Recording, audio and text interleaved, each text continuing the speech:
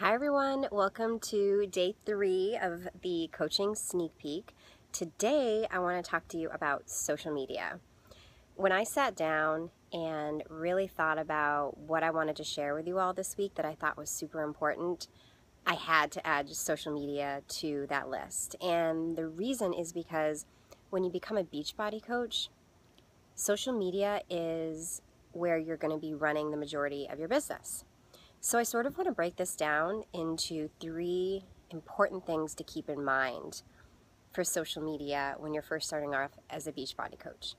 Number 1, the first thing I say to my coaches is that it's important to share, not sell. Let me give you a quick example.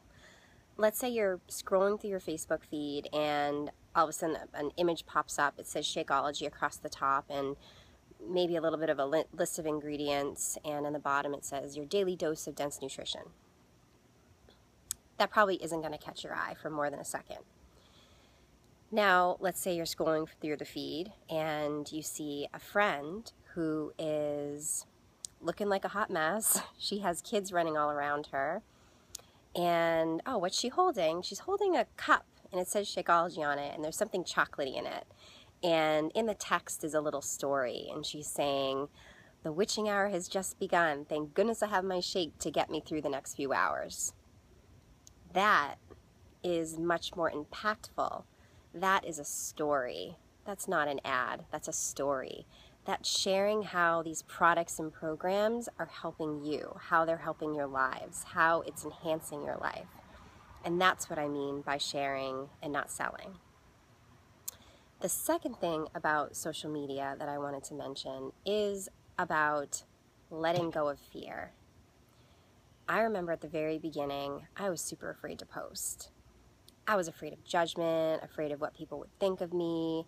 Every time I post, I agonize over how it sounded and is it coming off right? How do I look in this picture? Is this right? And you kind of have to move beyond that. The way I moved beyond that is what I began to realize is I really thought about, all right, why am I posting?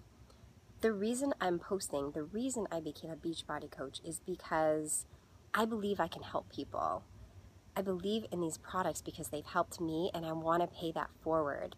So I'm not talking to those people who might judge me. I'm not talking to the people who might be like, oh, another Beachbody coach, or why is she sharing that? I'm talking to the person who can relate to my story. I'm talking to the person who wants to be inspired. I am talking to that person out there who maybe will read my post and find hope in it, and that person who wants to take action but doesn't know how. So in a sense, when I'm posting, in order to get over that fear, I literally think of my posts as a door.